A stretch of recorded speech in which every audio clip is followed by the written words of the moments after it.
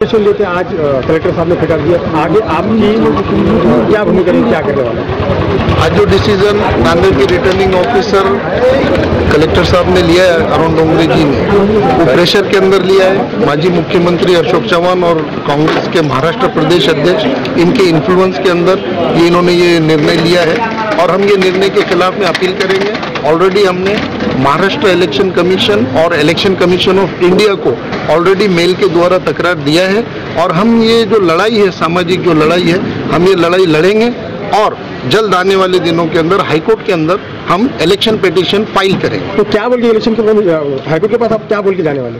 False affidavit submit किया है। 2014 का एफिडेविट और 2019 के एफिडेविट अशोक चौहान जी के उसके अंदर डिफरेंसेस हैं।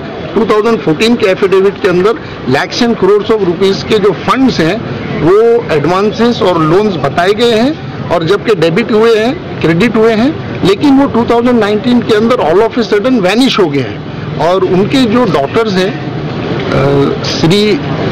श्री सुजया और जया चौहान, उनके जो इनकम सोर्सेस और जो अर्निंग्स हैं वो एफिडेविट के अंदर नहीं बताए गए हैं। एक फैमिली है, एक छत के अंदर रहते हैं और एक जगह खाते पीते रहते हैं, लेकिन उनके इनकम सोर्सेज उन्होंने उसके अंदर एफिडेविट में नहीं बताया और affidavit is a part of the nomination और उन्होंने बहुत सारे जो है इलेक्शन कमीशन को रॉन्ग फॉल्स इंफॉर्मेशन दिया है और ये वायलेशन है by the guidelines given by the election commission of India. कब जाने वाले हाई कोर्ट में?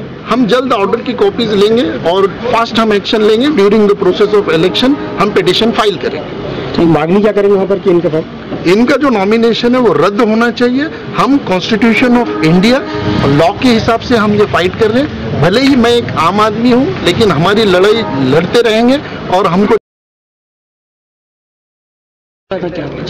आज इलेक्शन फॉर्म की छाननी की तारीख थी और दोपहर में छाननी के वक्त दो उम्मीदवार, एक अफजलुद्दीन और दूसरे रविंद्र थोराट, ये दोनों ने माननीय अशोक राव जी चौहान साहब इनके नॉमिनेशन फॉर्म पे ऑब्जेक्शन लिया था। उनका ऐसा कहना था कि अशोक राव जी चौहान साहब जो उज्ज्वल गैस एजेंसी चलाते हैं वो सरकारी कंपनी, सरकार की केंद्र सरकार की कंपनी रहने की वजह से इनको जो है ऑफिस ऑफ प्रॉफिट के हेड के नीचे इनको इलेक्शन इन्होंने लड़ा नहीं सकते, इसलिए इनका नॉमिनेशन फॉर्म रद्द किया जाए। दूसरा एक ऑब्जेक्शन ऐसा था कि इन्होंने इनके लड़कियों का जो एविडेंस अपना एफिडेविट में जो डिटेल्स देना चाहिए और डिटेल्स दिया नहीं और ये कारण की वजह से भी इनका नॉमिनेशन रद्द किया जाए। हमारा ऐसा कहना था कि भारत पेट्रोलियम कॉरपोरेशन ये गवर्नमेंट ऑफ इंडिया की नहीं है, ये एक अलग कंपनी है जो कंपनी कायदे के तहत फॉर्मेशन हुई वाली है और इसके लिए अगर कोई ट्रेडिंग करता होगा तो वो ऑफिस ऑफ प्रॉफिट में नहीं आता।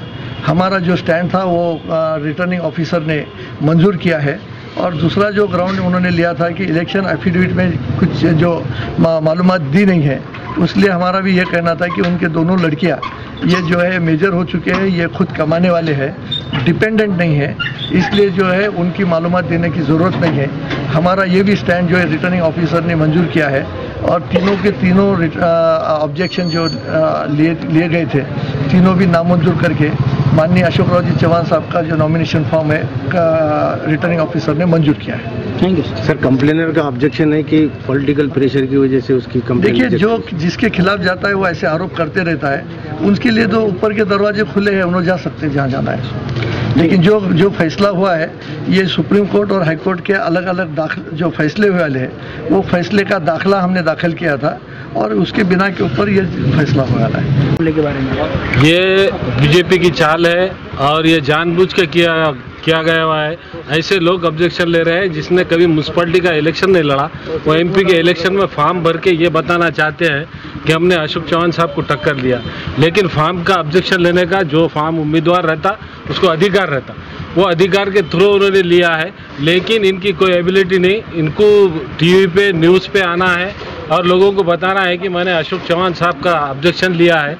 तो ये तो लोग बीजेपी के मिले हुए लोग हैं, शिवसेना के लोग हैं, इन्होंने तो अपनी जात बताना ही चाहते हैं और हम क्या है, हमारी एबिलिटी क्या है, ये बताने के लिए ये लोगों ने जानबूझकर न्यूज़ में रहने के लिए, अशोक चौहान साहब को बदनाम करने के लिए ये षड्यंत्र रचा हुआ है।